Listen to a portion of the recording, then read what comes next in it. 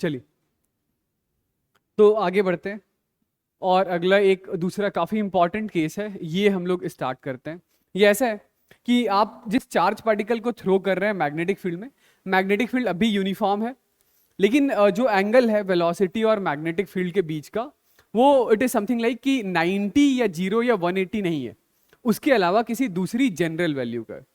ठीक है, जैसे एक बार के लिए ये सिचुएशन आप ऐसे समझिए कि जो एंगल है वो 0 से 90 डिग्री के बीच में मैं कुछ ले रहा हूं। किसके किसके बीच का एंगल? ये एंगल वेलोसिटी और मैग्नेटिक फील्ड के बीच का एंगल है।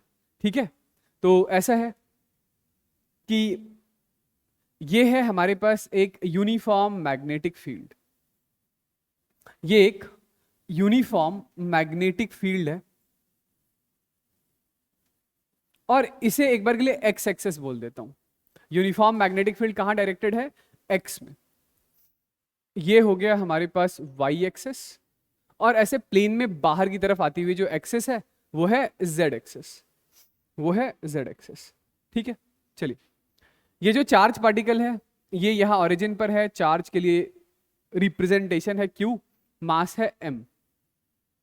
और अभी इस चार्ज पार्टिकल को जो हम लोगों ने थ्रो किया है तो इसके पास वेलोसिटी कहीं इधर है, ये लीजिए वेलोसिटी जो है चार्ज पार्टिकल की वो कहीं यहां है, और वेलोसिटी और मैग्नेटिक फील्ड के बीच में ये रहा हमारा एंगल थीटा। वेलोसिटी और मैग्नेटिक फील्ड के बीच में ये एंगल है हमारा थीटा।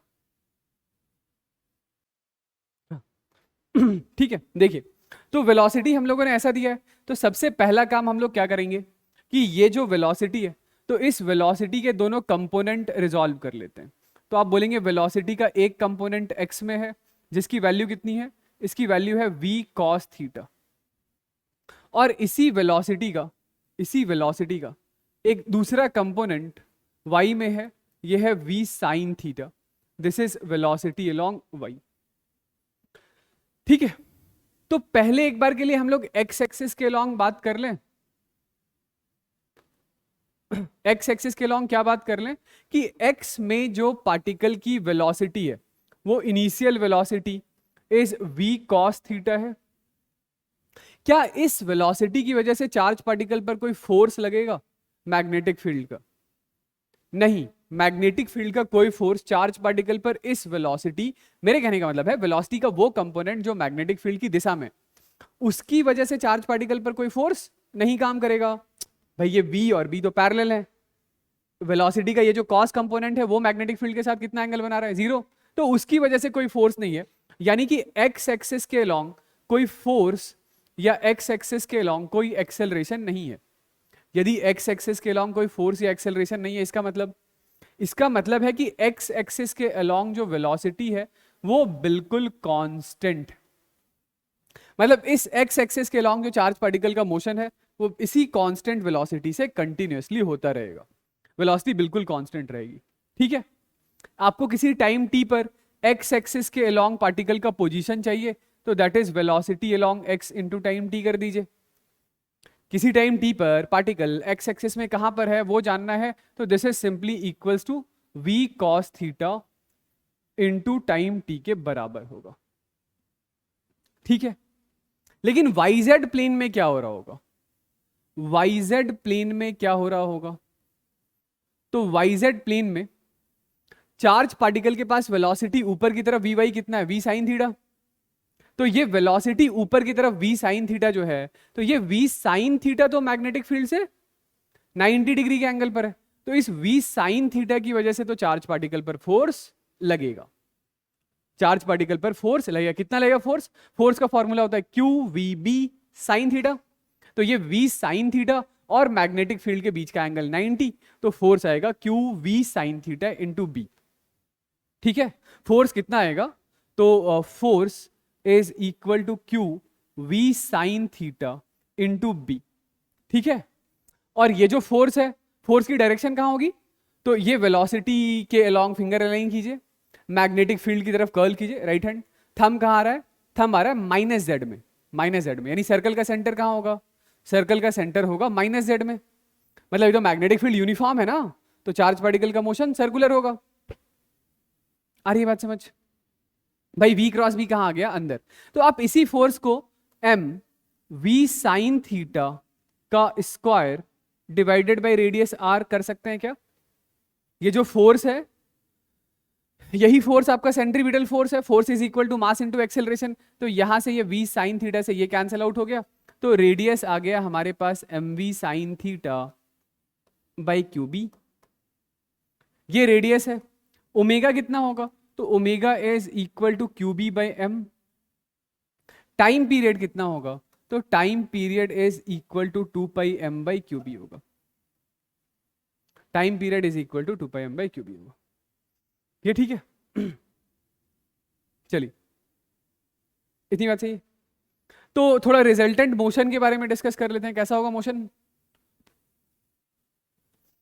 वाईजेड प्लेन में तो सर्कुलर, वाईजेड प्लेन में तो सर्कुलर, और एक्स एक्सिस के लॉन्ग पार्टिकल के पास है कांस्टेंट वेलोसिटी। तो यस, चार्ज पार्टिकल ऐसे सर्कुलर मोशन के लॉन्ग घूमता हुआ एक्स एक्सिस को इंटरसेक्ट करते करते करते आगे बढ़ता रहेगा।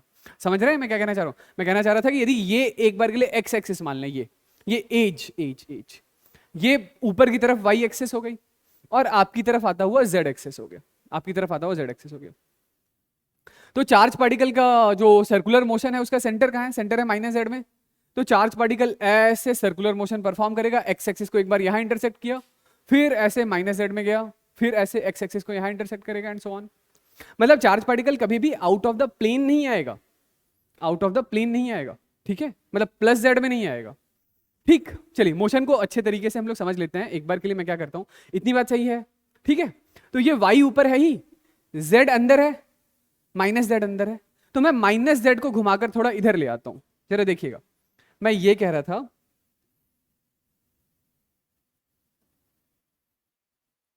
कि ये है आपका क्या? y, ये है आपका क्या? माइनस जेड, ठीक है? तो yz प्लेन में जो सर्कुलर मोशन हो रहा है वो सर्कुलर मोशन कुछ ऐसा है, ऐसा, ठीक है? ये रहा सर्कल का सेंटर, ये सेंटर है और ये रेडियस, ठीक है? Particle t is equal to 0 पर यहां से चला था कितनी स्पीड से? v साइन थीटा से, और किसी टाइम t पर ये पार्टिकल पहुंच गया है कहां? यहां। अब इसके पास स्पीड कितना है? तो स्पीड तो इतना ही होगा, v sine theta, tangential direction में ऐसा। ये कब है? तो ये किसी time t is equal to t पर, ये किसी time t is equal to t पर, किसी time t is equal to t पर ये कितना एंगल घूम गया? तो एंगुलर वेलोसिटी से चलता हुआ जो एंगुलर डिस्प्लेसमेंट है theta is equal to omega into time t के बराबर होगा, है ना? किसी टाइम t से ये, सॉरी, किसी टाइम t पर ये ओमेगा इनटू t एंगल ये घूम चुका है। I hope this is good. ये ओमेगा t, तो ये वाला एंगल भी ओमेगा t, ये 90 माइनस ओमेगा t, और फिर ये वाला एंगल ओमेगा t। ऑलराइट, चलिए, तो ये सब इतना मैं सजा क्यों रहा हूं? क्योंकि मैं लिखना चाहता हूं किसी टाइम t पर y एक्सिस और z एक्सिस के अलोंग सब कुछ। चलिए, किसी टाइम t पर बताइए पार्टिकल का y कोऑर्डिनेट कितना है? मतलब पार्टिकल y एक्सिस में कितना ऊपर है? कितना ऊपर है? इतना ऊपर है। ये कोऑर्डिनेट किसके बराबर है? तो आप बोलेंगे कि ये वाला डिस्टेंस हो गया रेडियस r के बराबर, ये थीटा है तो ये हो गया r cos थीटा, और ये वाला डिस्टेंस कितना हो गया? r sin theta. थीटा से मेरा मतलब है ओमेगा t से, ठीक है? तो किसी टाइम t पर जो पार्टिकल का y कोऑर्डिनेट है that is r sin of omega t, ठीक है? r क्या है? r is equal to mv sine theta by QB into sine of omega T. अच्छा, ये साइन थीटा अलग है, समझ रहे हैं ना? और ये साइन ओमेगा टी अलग है। ये साइन थीटा वाला थीटा तो वो थीटा है जितनी वेलोसिटी, जो ये वेलोसिटी और बी के बीच का एंगल है, और ये वाला थीटा क्या है? तो ये टी टाइम से चल, मतलब सॉरी, ओमेगा एंगुलर वेलोसिटी से चलते हुए पार्टिकल टी टाइम में जो एंगल घूम गया है वो वाला थीटा ओमेगा है। ओके, बताइए फिर पार्टिकल का z कोऑर्डिनेट कितना होगा किसी टाइम t पर? तो z एक्सिस में पार्टिकल कितना अंदर है? तो आप बोलेंगे पार्टिकल का z कोऑर्डिनेट मतलब ये वाला डिस्टेंस, यही वाला डिस्टेंस ना, तो पूरा है r, ये r में से r cos omega t minus कर दीजिए, तो पार्टिकल का जो z कोऑर्डिनेट है this is r minus r cos omega t, और इस पूरे के आगे लगा दीजिए माइनस साइन, क्योंकि z कोऑर्डिनेट नेगेटिव है ना। दिस इज माइनस r, ये minus r minus minus plus हो जाएगा ना, r cos ओमेगा t, यानी कि r बाहर ले लिया तो this is cos of omega t minus 1। r क्या है, r हमारे पास था mv sine theta by Q B into cos of omega T minus 1। मैं एक बार रेडियस इधर भी लिख देता हूं, रेडियस हमारे पास था mv sine theta by Q B, जहां कहीं पर भी ओमेगा लिखा हुआ है वहां आप क्यू बी बाई एम पटक सकते हैं, और जो टाइम पीरियड है वो 2 pi M by Q B है, क्योंकि टाइम पीरियड होता है 2 पाई बाई ओमेगा। ये ठीक है। चलिए वाई एक्सिस के अलोंग पोजीशन आ गया। पोजीशन के बाद यदि आपसे कोई वेलोसिटी अलोंग वाई मांग ले किसी टाइम टी पर, कि वाई एक्सिस के अलोंग वेलोसिटी बताइए, तो वेलोसिटी निकालने का दो तरीका है। एक तो वेलोसिटी निकालने के लिए आप this is D Y by D T कीजिए, ये जो y as a function of t है उसको डिफ्रेंशिएट कीजिए, पहला तरीका। दूसरा तरीका, यदि डिफ्रेंशिएट करने का मन ना हो तो ये है वेलोसिटी, भाई वेलोसिटी तो यही है ना, इसका एक कंपोनेंट y में है, दूसरा कंपोनेंट माइनस z में। तो मैंने अभी थोड़ी देर पहले बोला ये एंगल ओमेगा टी, तो ये वाला भी एंगल ओमेगा टी, ये वाला भी एंगल ओमेगा टी। तो इस वेलोसिटी का एक कंपोनेंट ऊपर है, this is velocity along y, इस वेलोसिटी का दूसरा कंपोनेंट माइनस z में, this is velocity along z। तो वेलोसिटी अलोंग y क्या है, this is v sine theta का cos component, cos of omega T. ठीक है भाई, ये v साइन थीटा था ना, उसका एक कंपोनेंट ऊपर है, कौन सा कंपोनेंट, cos कंपोनेंट। ओके, ये वाली बात सही है, ठीक। वेलोसिटी आ गया। अच्छा, वेलोसिटी फिर z में कितना होगा, तो z में वेलोसिटी इसी वेलोसिटी का साइन कंपोनेंट है ना, यानी कि z में वेलोसिटी इज इक्वल टू ये जो v साइन थीटा है उसका साइन कंपोनेंट, यानी साइन ऑफ ओमेगा टी। लेकिन यहां फिर से मैं लगा दूंगा क्या, माइनस साइन, क्योंकि ये डायरेक्टेड है माइनस z में। ये जो वेलोसिटी अलोंग z है this is equal to D Z by D T है। अरे तो मैं तो किसी टाइम t पर लिख रहा हूं, t की वैल्यू डालेंगे अपने पॉजिटिव आ जाएगा। ठीक है, हाँ और कुछ रहता है क्या, यस एक्सेलरेशन रहता है। तो एक्सेलरेशन कहाँ है, एक्सेलरेशन कहाँ है, आप बोलेंगे कि इस समय पार्टिकल के पास सर्कल के सेंटर की तरफ है acceleration, which is centripetal acceleration, this is centripetal acceleration. और ये सेंट्रीपिटल एक्सेलरेशन कितना होगा, तो सेंट्रीपिटल एक्सेलरेशन होगा ओमेगा स्क्वायर आर के बराबर।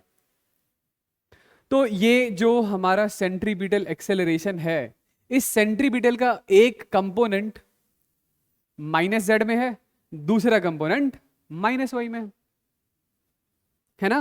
भाई ये सेंट्रीपिटल एक्सेलरेशन इधर है, इसका एक कंपोनेंट इधर, दूसरा कंपोनेंट नीचे। तो जो एक्सेलरेशन है y में that is D V Y by D T है, यानी कि rate of change of velocity along y axis.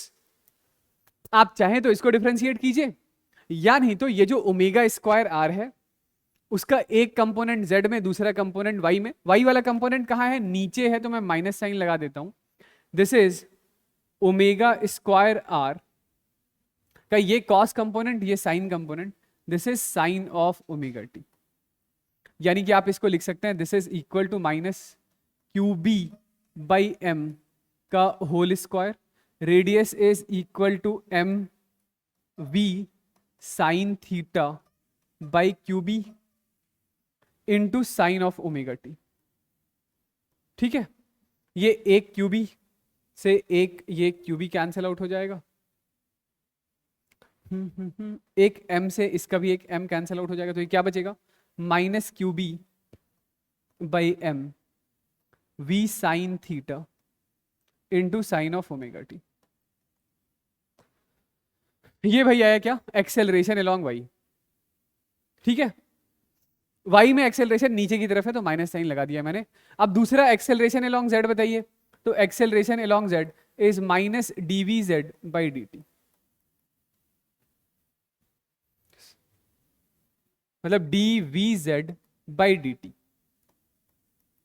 तो ये जो वेलोसिटी का जेड कंपोनेंट है उसको कर दीजिए डिफरेंशिएट, या नहीं तो इधर देखिए कि ये एक्सेलरेशन है, इसका एक कंपोनेंट इधर, यानी ओमेगा स्क्वायर आर का, ओमेगा स्क्वायर आर का cos component, cos of omega T. तो ये जो एक्सेलरेशन अलोंग जेड है, this is minus times of Q B by M का whole square into R which is equal to M V sine theta by Q B into cos of omega T. ये Q B से ये cancel out हो गया, ये M से एक M cancel out हो गया, तो this is equal to minus Q B by M V sine theta into cos of omega T. ये लीजिए हमारे पास x के लॉन्ग वेलोसिटी है, y के लॉन्ग वेलोसिटी है, z के लॉन्ग वेलोसिटी है, x y z के लॉन्ग पोजीशन है, एक्सेलरेशन x में नहीं है लेकिन y और z में तो एक्सेलरेशन है। तो अब यदि कोई आपसे पूछ ले कि मुझे पोजीशन बताओ पार्टिकल का किसी टाइम t पर, तो पोजीशन यदि पूछा जाएगा तो वो पोजीशन का x component plus y component plus z component इस तरीके से आई कैप जे कैप के कैप के फॉर्मेट में लिख दीजिएगा। ठीक है, कोई पूछ ले कि मुझे वेलोसिटी बताओ, तो velocity is equal to V X I cap plus V Y J cap plus V Z K cap, ऐसा कर दीजिएगा। ठीक है, एक्सेलरेशन लिखना होगा तो एक्सेलरेशन एक्स के लॉन्ग तो जीरो है लेकिन वाई और जेड में तो है। अच्छा, ये जो वेलोसिटी का मैग्नीट्यूड है, magnitude of velocity that is same as V only, यानी स्पीड तो वी ही रहेगा ना, सिर्फ और सिर्फ मैग्नेटिक फील्ड ही है। तो यदि सिर्फ मैग्नेटिक फील्ड ही है तो चार्ज पार्टिकल की स्पीड तो नहीं चेंज होगी, क्योंकि मैग्नेटिक फील्ड कोई वर्क ही नहीं करता, मैग्नेटिक फील्ड कोई वर्क ही नहीं करता। ठीक है, कोई दिक्कत वाली बात है तो बताइए। कुछ नहीं किया है, बस सिर्फ कंपोनेंट रिजॉल्व किया है। ठीक है, चलिए तो एक बार के लिए थोड़ा मोशन को देखिएगा फिर से, एक बार के लिए जरा मोशन फिर से समझिएगा। तो मैं ये कह रहा था कि ये था हमारे पास एक्स एक्सिस, मैग्नेटिक फील्ड था इधर ही, ये वाई एक्सिस था, ये एक्स एक्सिस था, ये वाई एक्सिस था, चार्ज पार्टिकल था यहां पर, थ्रो किया था ऐसा किसी वेलोसिटी v से, ये एंगल था थीटा। तो जो मोशन है, जैसा हम लोगों ने अभी समझा कि मोशन एक्स एक्सिस में तो बिल्कुल कांस्टेंट वेलोसिटी से है और वाई जेड प्लेन में सर्कुलर है और एक्स एक्सिस के लॉन्ग कांस्टेंट स्पीड से आगे बढ़ रहा है, यानी ऐसे सर्कुलर मोशन परफॉर्म करते हुए चार्ज पार्टिकल आगे जा रहा है। तो इस चीज को मैं ऐसा रिप्रेजेंट कर सकता हूं कि ये चार्ज पार्टिकल ऐसे यहां से चला ऐसा, ऐसे। ठीक है, तो ये चार्ज पार्टिकल एक्स एक्सिस को कहां कहां इंटरसेक्ट कर रहा है, तो आप बोलेंगे एक बार तो ओरिजिन पे ही इंटरसेक्ट कर रहा है, वहीं से थ्रो किया है, एक बार इसने एक्स एक्सिस को यहां इंटरसेक्ट किया, फिर यहां इंटरसेक्ट किया, फिर यहां इंटरसेक्ट किया, फिर यहां, and so on and so. तो ये जो दो कंसेक्यूटिव एक्स एक्सिस पे इंटरसेक्शन है, इस दो कंसेक्यूटिव एक्स एक्सिस के इंटरसेक्शन पॉइंट के बीच का सेपरेशन, ये डिस्टेंस, दिस इज पिच। ये क्या है, पिच। इसके पहले मैं ये सुन लीजिएगा कि ये जो मोशन है इसी को हम लोग हेलिकल मोशन कहते हैं, दिस इज हेलिकल मोशन और ये पिच है इस हेलिक्स का। हाँ बताइए। क्योंकि ये थ्रो आपने यहां से किया था ऐसे, मतलब ये एक्स एक्सिस है, थ्रो इधर किया, जैसे ये आपके पास एक्स एक्सिस है, मैग्नेटिक फील्ड इधर ही है, तो ये वेलोसिटी जो है वो वेलोसिटी इधर कहीं है, वेलोसिटी का एक कंपोनेंट इधर, वाई कंपोनेंट इधर, तो सर्कल का सेंटर यहां, तो भाई ऐसा घूम कर गया तो फिर आएगा, इंटरसेक्ट तो करेगा ना, प्लेन में बाहर नहीं आएगा, एक्स को तो इंटरसेक्ट करेगा, बाहर क्यों आएगा भाई, वही तो मैं समझा रहा हूं इतनी देर से, सर्कल का सेंटर कहां है, जो सर्कल के सेंटर का कोऑर्डिनेट है, सर्कल का जो सेंटर है वो सेंटर का coordinate 0,0, minus mv sine theta by QB है। यहां है सर्कल का सेंटर, ठीक है, ओके। तो नेक्स्ट मैं क्या बात कर रहा था, मैं बात करना चाह रहा था about pitch, pitch pitch of helix, pitch of helix, pitch of helix, ठीक है। तो पिच लिख लीजिएगा क्या,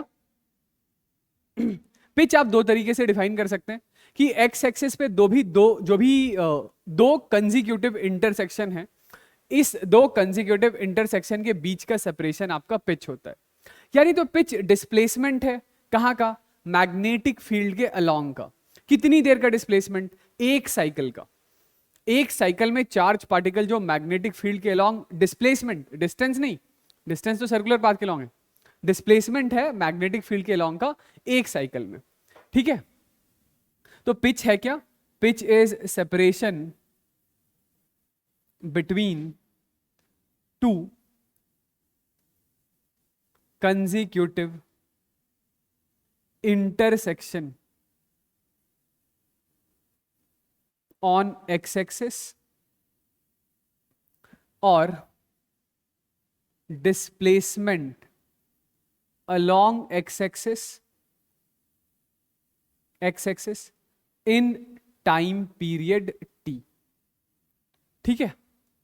कितना होगा पिच, तो ये जो पिच है p is equal to velocity along x into time t, ठीक है। x में तो कोई एक्सेलरेशन नहीं है ना, तो this is equal to v cos theta into time period is 2 pi m by QB, time period is 2 pi m by QB, ठीक है। तो कोई बोले एक्स एक्सिस पे पॉइंट ऑफ इंटरसेक्शन बताओ, एक्स एक्सिस पे जो पॉइंट ऑफ इंटरसेक्शन है वो क्या क्या है, तो 0,0,0, दूसरा P, 0,0, 2P, 0,0, 3P, 0,0 and so on, ठीक है। तो ये एक तरीके से पूरा पोस्टमार्टम हो गया है हेलिकल पाथ का। This is more than sufficient. इसमें ज्यादा फ्रीक्वेंटली जो है वो तो यही पूछा जाता है कि पिच बता दीजिए, ठीक है। तो ये फॉर्मूला याद रखिएगा, ये फॉर्मूला याद रखिएगा। चलिए तो नेक्स्ट हम लोग आगे बढ़ते हैं और हमारा अगला टॉपिक है लॉरेंज फोर्स, ठीक है। लॉरेंज फोर्स का ही एक दूसरा नाम और भी है, इसी को हम लोग इलेक्ट्रो मैग्नेटिक फोर्स भी कहते हैं। इलेक्ट्रोमैग्नेटिक वर्ड से ही आपको समझ आ गया होगा कि जैसे ये हमारे पास कोई एक चार्ज पार्टिकल है जिसके लिए चार्ज की वैल्यू है Q, इस चार्ज पार्टिकल के पास है लेट से वेलोसिटी V, और अब ये वेलोसिटी यहां है, जैसे मान लेते हैं किसी रैंडम डायरेक्शन में मैंने वेलोसिटी दे दी है, मान लेते हैं कि इस रीजन में कुछ मैग्नेटिक फील्ड है, वो मैग्नेटिक फील्ड लेट से इधर है, वेलोसिटी और मैग्नेटिक फील्ड के बीच में कुछ एंगल है थीटा, ठीक है, ऑलराइट। तो इस मैग्नेटिक फील्ड की वजह से तो फोर्स आप लोगों ने पढ़ ही लिया। अब ऐसा है कि इस रीजन में कुछ इलेक्ट्रिक फील्ड भी है, मैग्नेटिक फील्ड तो था ही, इलेक्ट्रिक फील्ड भी आ गया, मैग्नेटिक फील्ड भी है, इलेक्ट्रिक फील्ड भी है, ठीक है। और फिर आपसे क्या पूछा जा रहा है, आपसे पूछा जा रहा है कि अब इस चार्ज पार्टिकल पर बता दो फोर्स नेट कितना है। तो अभी जो चार्ज पार्टिकल पर नेट फोर्स काम कर रहा है, इसी नेट फोर्स को नेट इलेक्ट्रोमैग्नेटिक फोर्स कह सकते हैं या इसी को लॉरेंज फोर्स कह सकते हैं। तो net force is equal to force magnetic plus force electric, मतलब electric plus magnetic force is Lorentz force, ठीक है भाई। तो मैग्नेटिक फोर्स कितना, मैग्नेटिक फोर्स है q times of v vector cross b vector, और इलेक्ट्रिक फोर्स कितना, तो इलेक्ट्रिक फोर्स है q times of e। This is our net force. ठीक है, this is our net force. तो यही नेट फोर्स है हमारा क्या, लॉरेंज फोर्स। ठीक है, इसमें एक लाइन ये लिख भी लीजिएगा क्या, कि it is net electromagnetic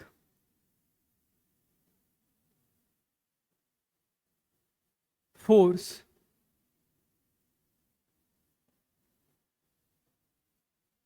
acting on charge due to electric field and magnetic field।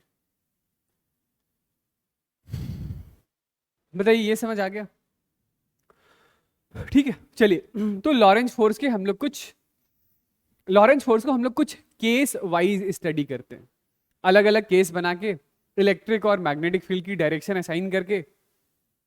जो ये हम लोगों ने काम सिर्फ मैग्नेटिक फोर्स के लिए किया था, वही इलेक्ट्रिक और मैग्नेटिक दोनों फील्ड यदि होगा तो फिर फोर्सेस किस तरीके से काम करेंगे, पोजीशन वगैरह या वेलोसिटी एक्सेलरेशन किसी टाइम टी पर किस तरीके से लिख सकते हैं, उसके बारे में बात करते हैं। सुनिएगा, केस नंबर 1। केस ऐसा है कि जैसे मैं एक बार के लिए बोलूं कि ये इलेक्ट्रिक फील्ड इधर है और मैग्नेटिक फील्ड भी इधर ही है। इलेक्ट्रिक और मैग्नेटिक फील्ड दोनों एक दूसरे के पैरेलल है। ठीक है, इलेक्ट्रिक और मैग्नेटिक फील्ड दोनों एक दूसरे के पैरेलल है। और यहां हमारे पास कोई एक चार्ज पार्टिकल है, और लेट से वो चार्ज पार्टिकल, पहले केस में ऐसा मान लेते हैं कि चार्ज पार्टिकल रेस्ट पर रखा हुआ है। बताइए, यदि चार्ज पार्टिकल रेस्ट पे रखा हुआ है तो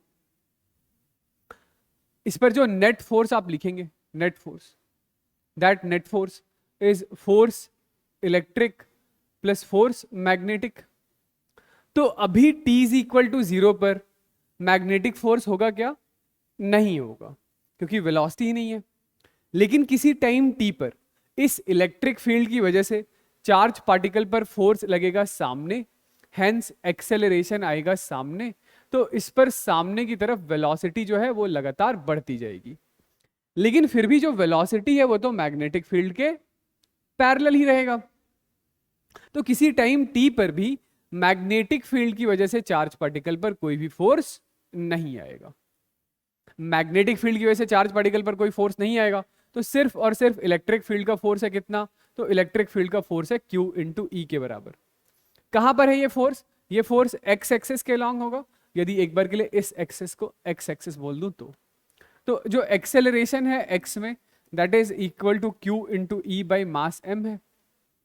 किसी टाइम t पर आपको एक्स एक्सिस के अलॉन्ग का पोजीशन चाहिए, तो initial velocity 0 half acceleration Q E by mass m into T square, खत्म। ठीक है, चलिए केस नंबर 2। यदि ऐसा होता कि इलेक्ट्रिक फील्ड इधर, मैग्नेटिक फील्ड भी इधर, यह है हमारी एक्स एक्सिस, और यहां यदि आपने चार्ज पार्टिकल को कुछ इनिशियल स्पीड u से थ्रो कर दिया होता। अच्छा, ये मोशन होगा कैसा, पहला वाला, तो दिस इज यूनिफॉर्मली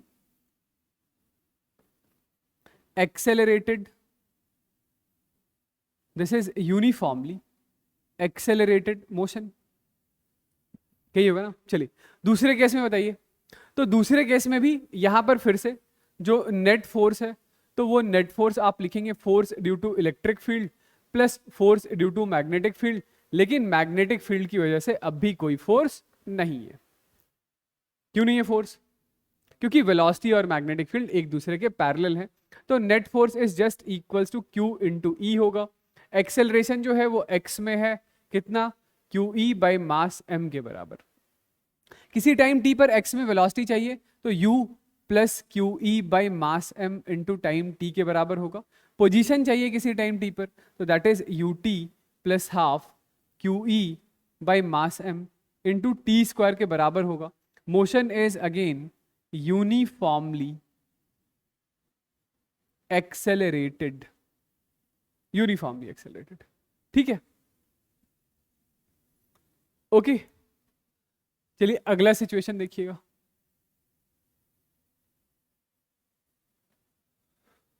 ऐसा हो कि फिर से इलेक्ट्रिक फील्ड और मैग्नेटिक फील्ड एक दूसरे के पैरेलल है, ये आपकी एक्स एक्सिस। यहां पर हमारे पास कोई एक चार्ज पार्टिकल है, चार्ज है क्यू, मास है एम। इस चार्ज पार्टिकल को यू स्पीड से इलेक्ट्रिक फील्ड से अपोजिट दिशा में थ्रो कर दिया है। ठीक है, मतलब वेलोसिटी है अभी एक्स के अलॉन्ग ही, लेकिन माइनस एक्स में है, मेरे कहने का मतलब था।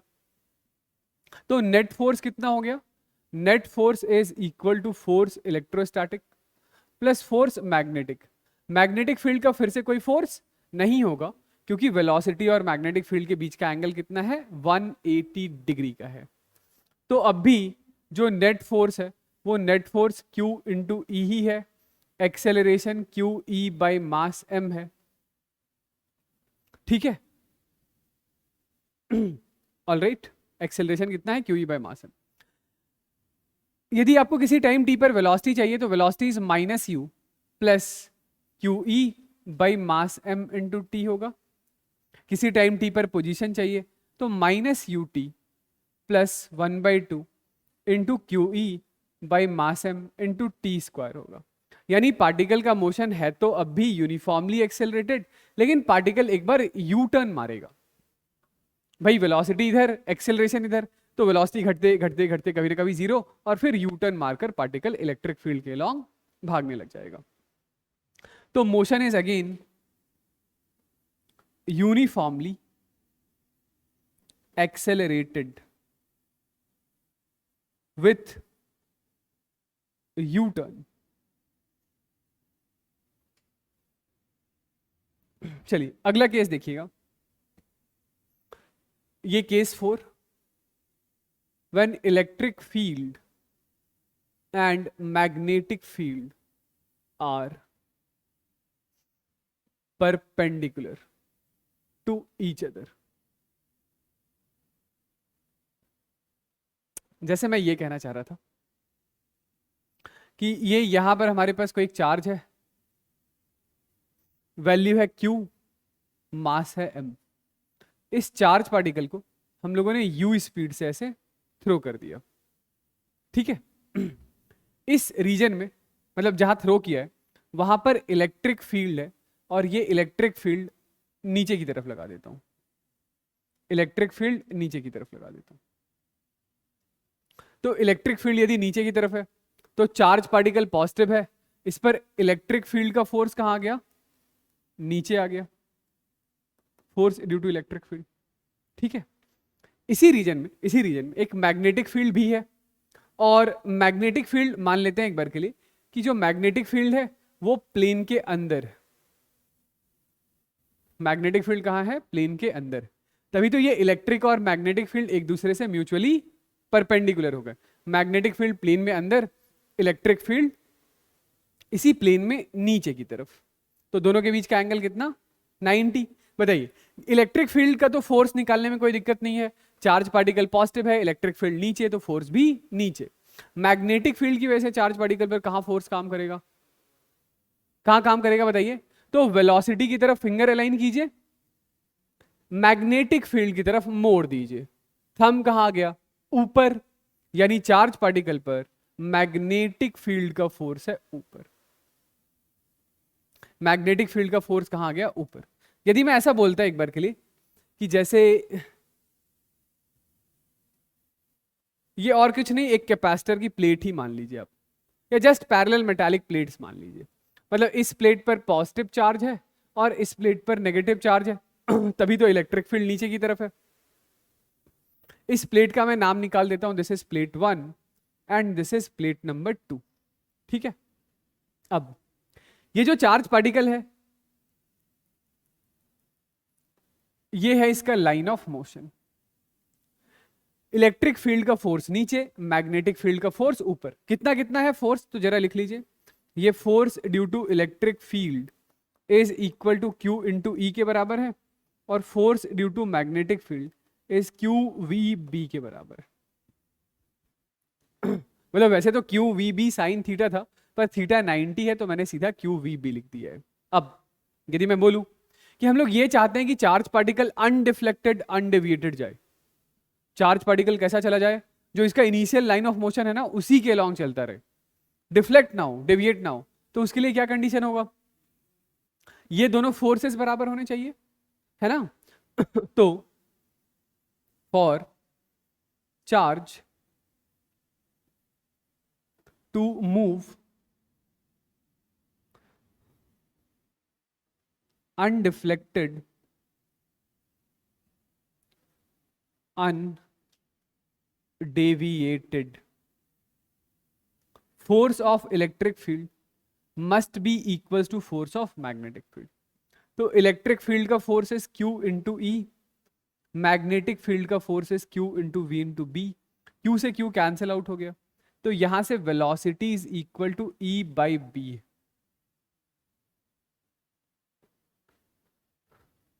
तो इसी चीज को हम लोग वेलोसिटी सेलेक्टर या वेलोसिटी फिल्टर भी बोलते हैं।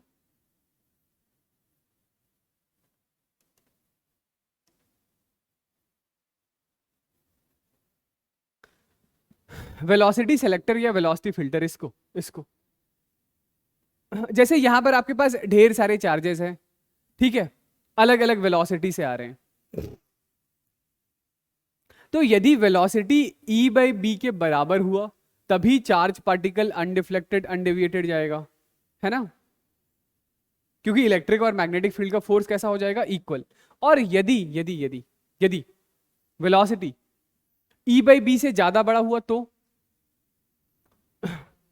यदि velocity is greater than E by B तो ऑब्वियसली ये अनडिफ्लेक्टेड अनडेविएटेड तो नहीं जाएगा। पता है ये प्लेट 1 की तरफ आ जाएगा या 2 की तरफ आ जाएगा, प्लेट 1 की तरफ आ जाएगा या 2 की तरफ आ जाएगा, 2 की तरफ। क्यों, हाँ, यहां पर कोई ग्रेविटी वगैरह कंसीडर मत कीजिएगा, ठीक है ना, नो ग्रेविटी। यदि वेलोसिटी E बाई बी से ज्यादा बड़ा है तो वेलोसिटी के बढ़ाए जाने की वजह से कौन सा फोर्स बढ़ेगा, इलेक्ट्रिक कि मैग्नेटिक, मैग्नेटिक। मैग्नेटिक फील्ड कहां लेकर जाना चाहता था, ऊपर, यानी चार्ज पार्टिकल कहां चला जाएगा, प्लेट 1 पे। और यदि velocity is less than E by B है तो फिर चार्ज पार्टिकल कहां चलाएगा, नीचे वाले प्लेट यानी कि प्लेट नंबर 2 पर। सिंपल, ठीक है ना। चलिए अगले केस पर बढ़ने के पहले एक आधा सवाल पूछता हूं। क्वेश्चन मेरा ऐसा है कि ये है हमारे पास एक्स एक्सिस, ये है वाई एक्सिस।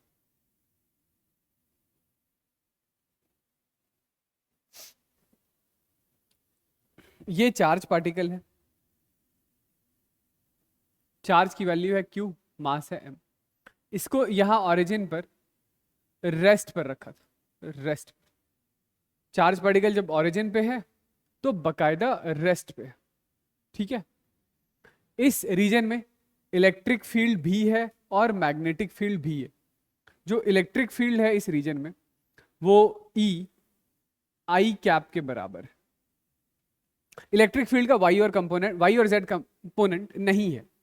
वेयर एज जो मैग्नेटिक फील्ड है तो मैग्नेटिक फील्ड एक्स के along B x I cap, Y के along B Y J cap और जेड के along B Z K cap, ठीक है। इधर कोई पॉइंट है P जिसका कोऑर्डिनेट है x comma Y comma Z. ये चार्ज पार्टिकल यहां से चल के ऐसा पॉइंट P पर पहुंचा कभी ना कभी। जब ये चार्ज पार्टिकल इस पॉइंट P पे पहुंचता है तो उस समय इसके पास कुछ वेलोसिटी है, उस समय इसके पास कुछ वेलोसिटी तो होगी, ठीक है। तो मेरा सवाल है आपसे, find speed of charge particle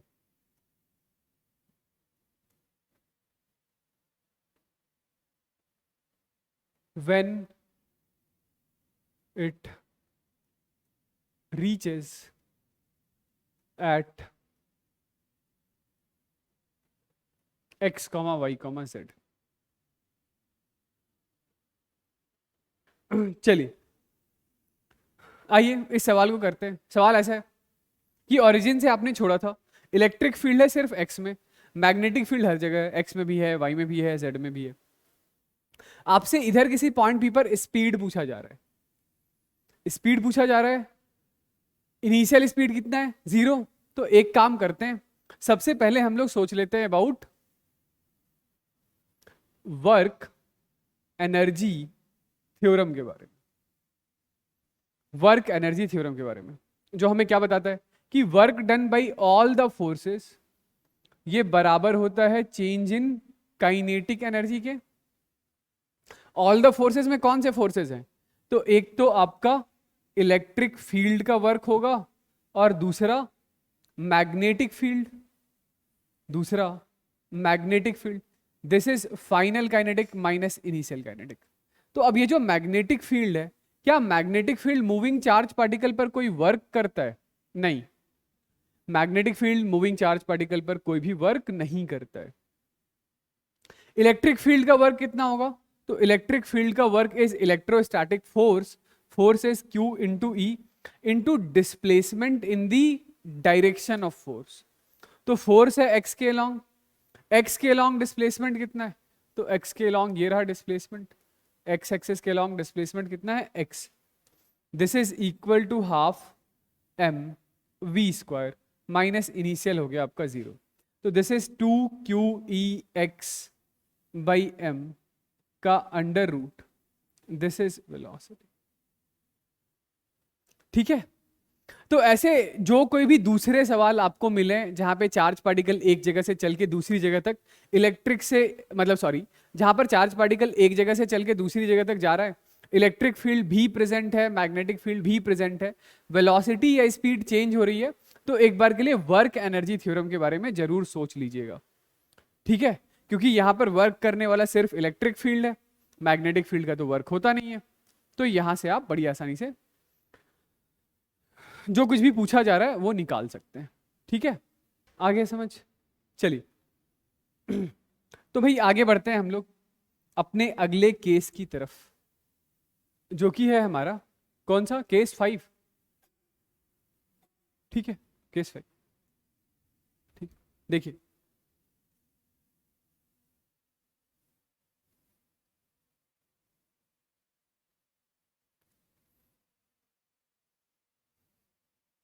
ये एक्स एक्सिस के ही डायरेक्शन में इलेक्ट्रिक और मैग्नेटिक फील्ड दोनों है।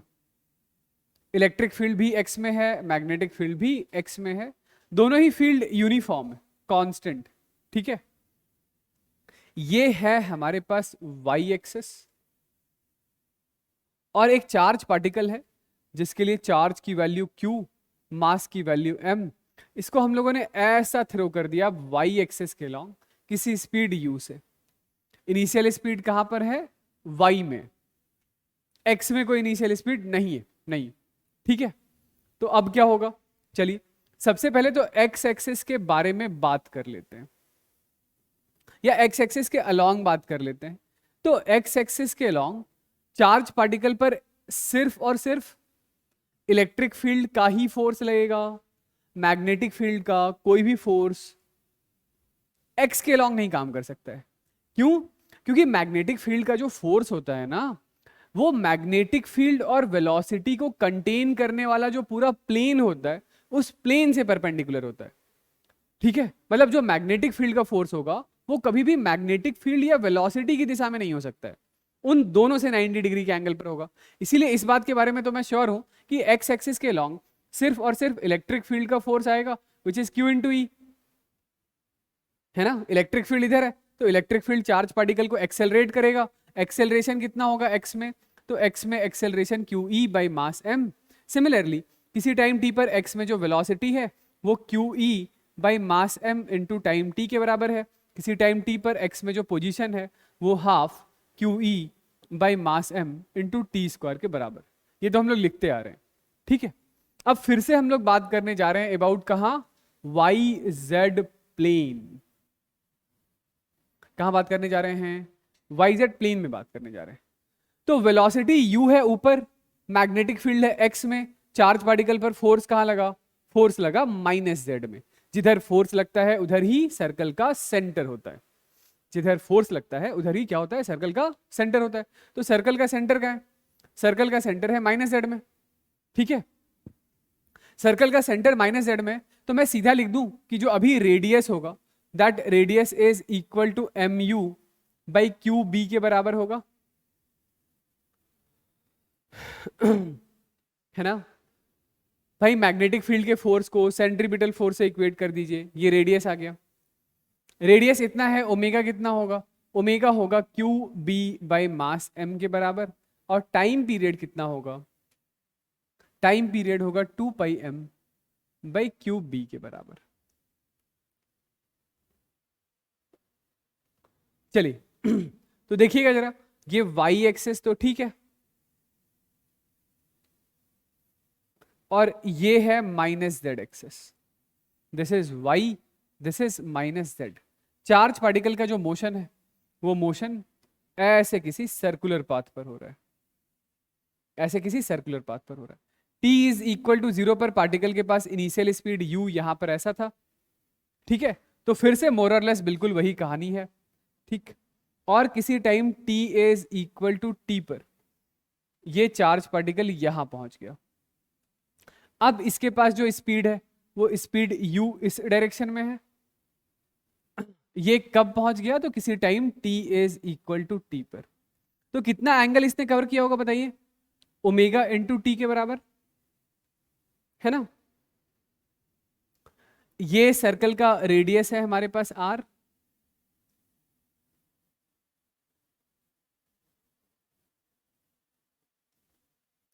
ये ओमेगा टी है, ये भी ओमेगा टी, ये 90 माइनस ओमेगा टी, ये वाला एंगल भी ओमेगा टी।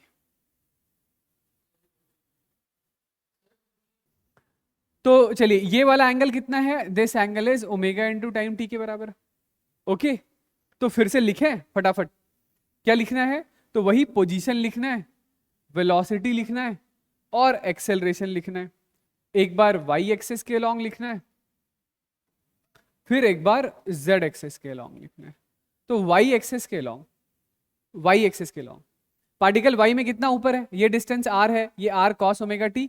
पार्टिकल वाई में कितना ऊपर है, तो पार्टिकल वाई में इतना ऊपर है, इतना, ये आर है, ये वाला distance R cos omega T है, और ये distance R sine omega T है, ठीक है। तो किसी टाइम टी पर जो y कोऑर्डिनेट है that is r sign omega T होगा। आप r की वैल्यू ये यहां से डाल लीजिएगा, ठीक है, मैं r के टर्म्स में ही छोड़ रहा हूं। और जो z कोऑर्डिनेट होगा, z coordinate is minus times of r minus r cos omega T होगा,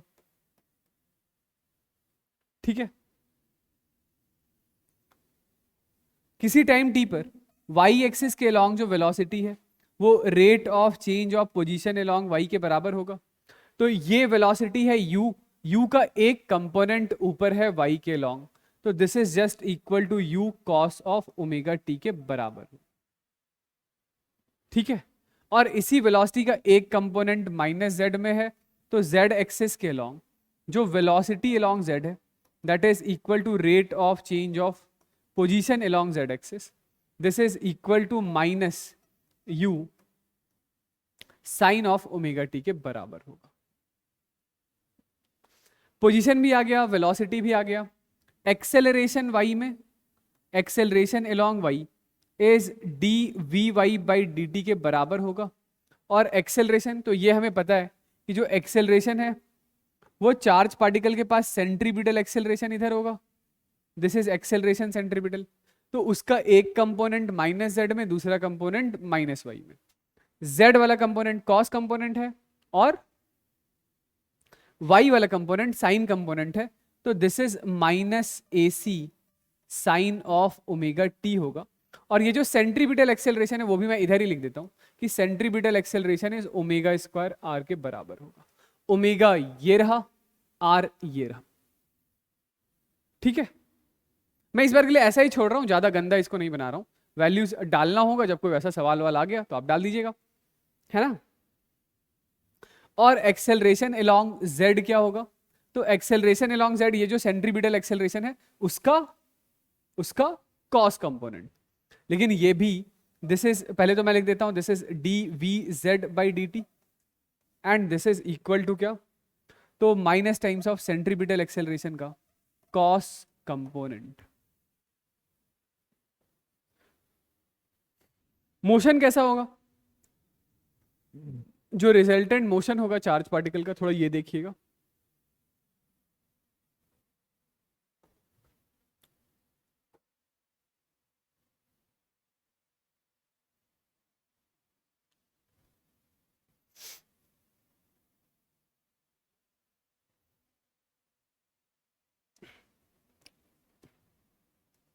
जो रिजल्टेंट मोशन होगा चार्ज पार्टिकल का, तो चार्ज पार्टिकल के पास वेलोसिटी थी ऊपर की तरफ कितनी, u, और इस दिशा में हमारे पास इलेक्ट्रिक फील्ड भी है और मैग्नेटिक फील्ड भी है। तो मोशन कैसा हो जाएगा चार्ज पार्टिकल का, चार्ज पार्टिकल का जो मोशन होगा, चार्ज पार्टिकल का जो मोशन होगा वो अब भी होगा तो हेलिकल पाथ के अलॉन्ग ही। फिर से वही बात है कि मैग्नेटिक फील्ड इसको सर्कुलर मोशन परफॉर्म कर रहा है, और एक्स एक्सिस के अलॉन्ग अब जो वेलोसिटी है वो कांस्टेंट नहीं है, क्योंकि एक्स एक्सिस के अलॉन्ग क्या, इलेक्ट्रिक फील्ड, और ये इलेक्ट्रिक फील्ड चार्ज पार्टिकल को क्या करवाएगा, एक एक्सेलरेटेड मोशन परफॉर्म करवाएगा। यानी कि जो मोशन है चार्ज पार्टिकल का वो कुछ ऐसा सा है। ये पार्टिकल ऐसे प्लेन के अंदर गया, ऐसे,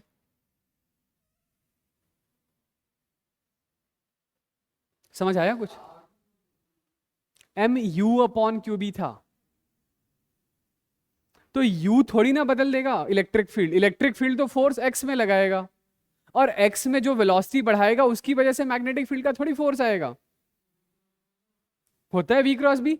इलेक्ट्रिक फील्ड क्या कर रहा है, इलेक्ट्रिक फील्ड एक्स में वेलोसिटी बढ़ा रहा है, एक्स में वेलोसिटी के बढ़ने की वजह से क्या मैग्नेटिक फील्ड का कोई फोर्स लग रहा है उस वेलोसिटी की वजह से, मैग्नेटिक फील्ड का सारा फोर्स सिर्फ यू की वजह से। मैग्नेटिक फील्ड जो फोर्स बना रहा है वो किस वेलोसिटी की वजह से है, इस वेलोसिटी की वजह से या यू की वजह से, यू की वजह से।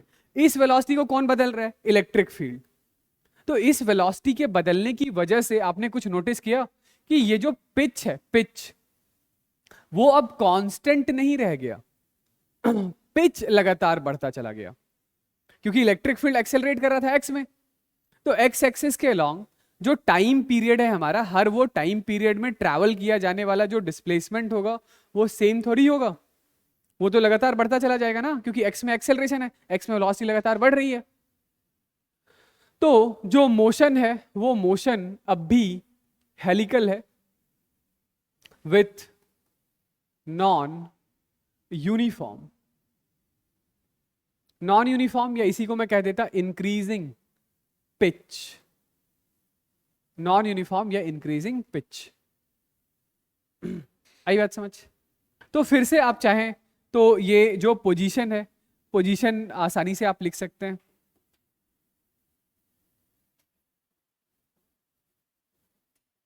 फिर से आप जो है वेलोसिटी वो आप चाहें तो V X I cap plus V Y J cap plus V Z K cap करके लिख सकते हैं।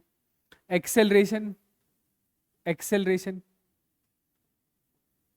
ए X I cap plus A Y J cap and A Z K cap करके आसानी से आप लिख सकते हैं, ठीक है। एक्स एक्सिस पे जहां जहां पे ये इंटरसेक्ट कर रहा है, यदि मैं वो पॉइंट ऑफ इंटरसेक्शन पूछ लूं वो लिख देंगे। कहां कहां पे इंटरसेक्शन है, तो intersection, intersection on x axis वो कहां कहां पर है, तो एक बार तो 0,0,0 पर है, अगली बार ये एक टाइम पीरियड में एक्स एक्सिस के लॉन्ग ट्रैवल डिस्प्लेसमेंट है, तो दिस इज यूटी हो गया 0, half acceleration along X into T square, ठीक है। अगली बार half acceleration along X into 2t का whole square, 0 0 and so on. ठीक है, तो ये एक्स एक्सिस पे पॉइंट ऑफ इंटरसेक्शन होगा।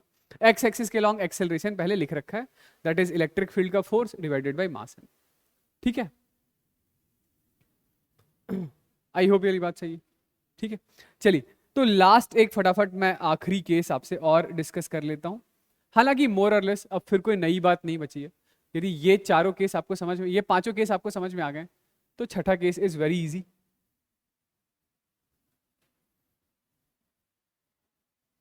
ये फिर से इलेक्ट्रिक और मैग्नेटिक फील्ड इधर है, और इलेक्ट्रिक और मैग्नेटिक फील्ड दोनों ही यूनिफॉर्म कहां पर हैं, तो ये दोनों ही एक्स के लॉन्ग।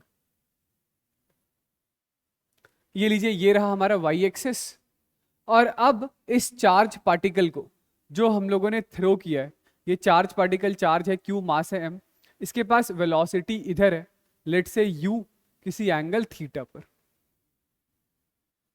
ठीक, तो इस u का एक कंपोनेंट u cos थीटा इधर, और इस u का एक दूसरा कंपोनेंट u sin थीटा इधर।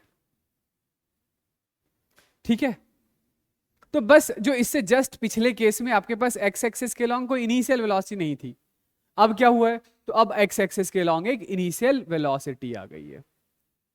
ठीक है, तो एक्स एक्सिस के लॉन्ग इनिशियल वेलोसिटी आ गई है, तो एक्स एक्सिस के लॉन्ग फोर्स पे कोई फर्क पड़ेगा क्या?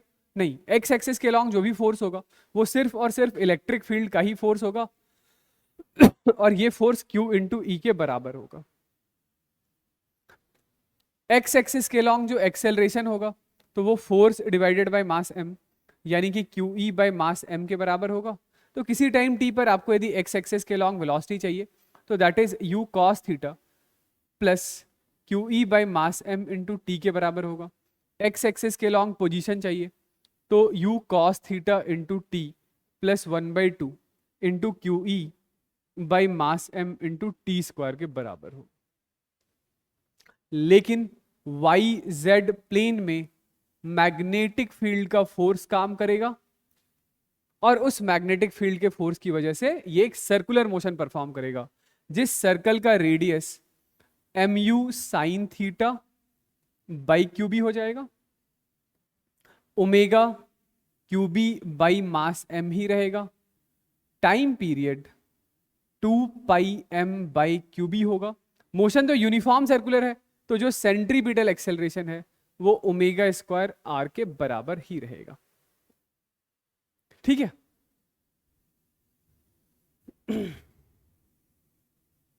आई बात समझ?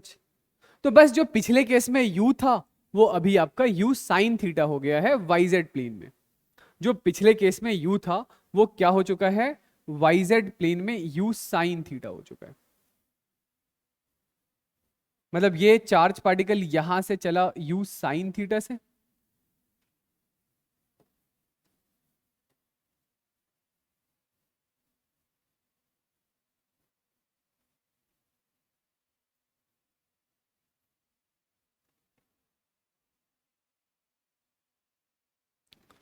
ये सेंटर, और वेलोसिटी कितनी हो गई, तो वेलोसिटी तो u साइन थीटा ही रहेगा। This angle is omega into T, this angle is omega into T, this angle is omega into T. ठीक है, चलिए लिख देता हूं इसको भी मैं। Y axis, Z axis. ठीक है, कि वाई एक्सिस के लॉन्ग जो पोजीशन है, तो ये फिर से देखिए, ये रेडियस आर था, रेडियस का कॉस कंपोनेंट, रेडियस का साइन कंपोनेंट। जो पोजीशन है वो आर साइन ओमेगा टी के बराबर है। जो जेड कोऑर्डिनेट है वो minus times of R minus R cos omega T के बराबर है। ठीक है, जो वेलोसिटी है वाई एक्सिस के लॉन्ग, तो ये u साइन थीटा का कॉस कंपोनेंट, जो वेलोसिटी है z के लॉन्ग वो u साइन थीटा का साइन कंपोनेंट है, और ये एक्सेलरेशन है इधर, दिस इज एक्सेलरेशन, तो जो एक्सेलरेशन है y में that is minus times of जो सेंट्रीपिटल एक्सेलरेशन है उसका कॉस कंपोनेंट है, और जो एक्सेलरेशन है z में वो minus times of centripetal acceleration का साइन कंपोनेंट।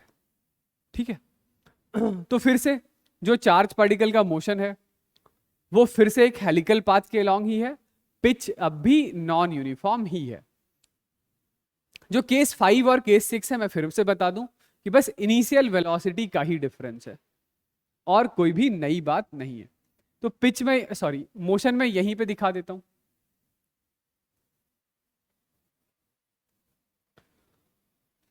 जो मोशन है चार्ज पार्टिकल का कुछ ऐसा है, ऐसा। Again motion is helical with increasing pitch.